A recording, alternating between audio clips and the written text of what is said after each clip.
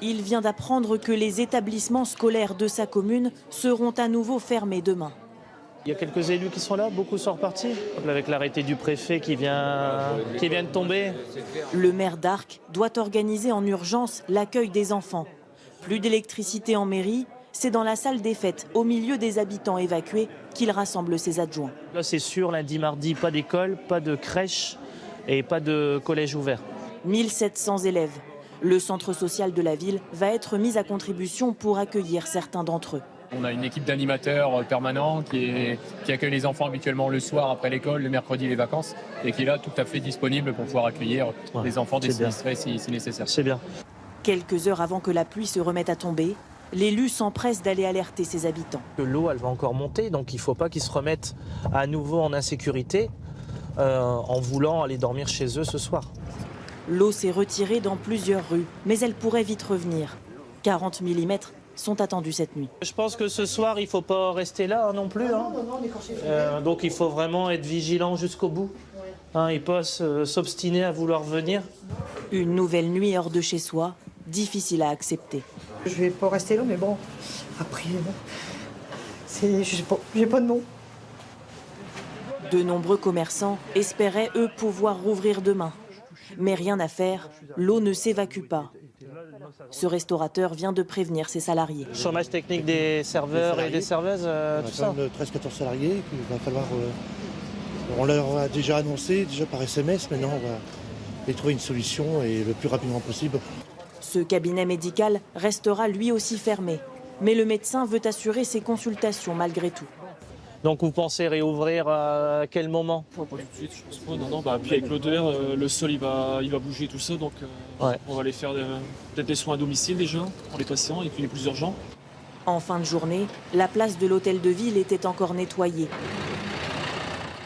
Ils considèrent que c'est intéressant de pousser la boue tout de suite de la place. Mais l'élu ne peut pas affirmer que la mairie sera ouverte demain. Les précipitations prévues cette nuit pourraient à nouveau inonder la zone. Et dans ce département du Pas-de-Calais, les réflexes sont les mêmes. Dans les zones où l'eau s'est retirée ce week-end, les habitants ont nettoyé ce qui pouvait l'être.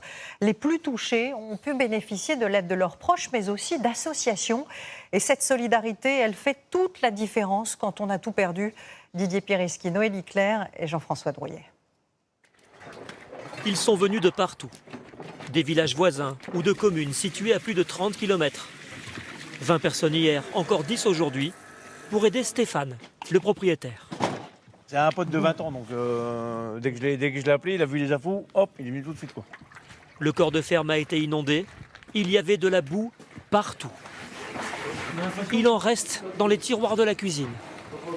Dès qu'elles ont pu, ces deux amis ont rejoint l'équipe. Hier. Ouais, nous on est arrivés. Bah oui, parce qu'on travaille aussi. Ouais. Donc on vient quand on peut. De toute façon, si on s'y met pas tous, ils y arriveront jamais.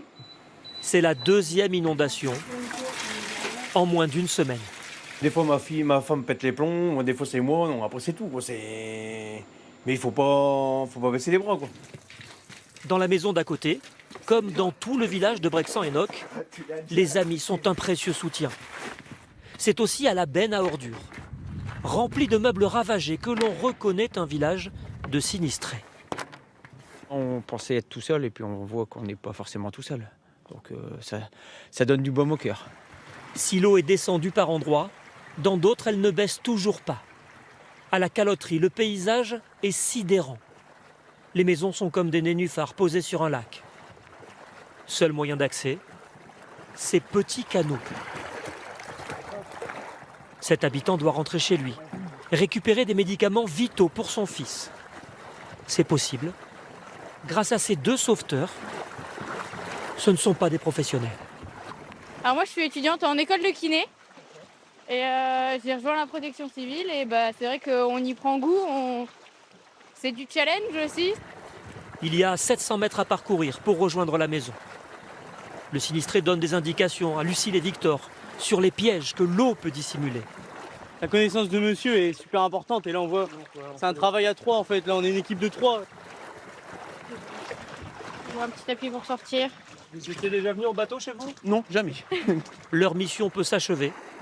Cette solidarité permet aux sinistrés de garder espoir en attendant le retour à une vie normale.